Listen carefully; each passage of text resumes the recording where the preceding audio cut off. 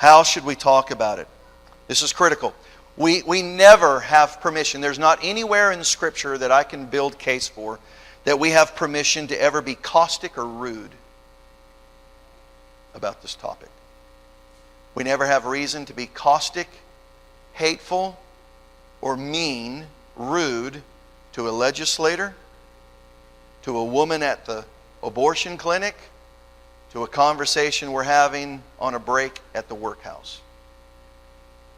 We never have permission to be rude, caustic, hateful. So if we're going to answer a question of how do we talk about it, we have to first of all realize that can't be part of our conversation. It can't be part of the way. Doesn't mean we're not bold. It doesn't mean we're not straightforward. It doesn't mean we don't speak factually truthful. But we certainly do not have permission to be caustic or rude in consideration to this matter. So then how do we? If that's how we're not supposed to do it, then how do we talk about it? We must be gracious and respectful. Love is the universally acceptable way to engage people with the gospel. First of all, because we love our God. If our love for humanity is ever in front of our love for God, we'll get everything else messed up. Our motivations have to first of all be our love for God, obeying God and His commands, and then loving our neighbor as we love ourselves. Arguments are made, and we make these arguments, they work better in the church house than out in the public square because we get this, we understand this.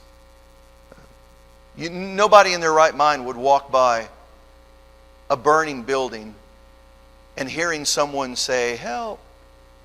You're screaming. I'm not going to scream because I'm mic'd here, but they're screaming, "Help, I need help."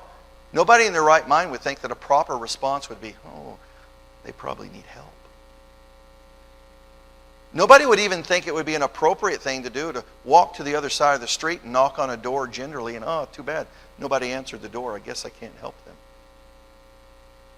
No, the right thing to do in an emergency situation like that is you do all that you can to save that individual.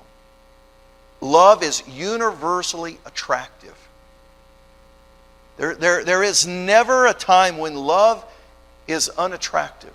When it's, first of all, driven by our love for God and then impacted by our love for our neighbors.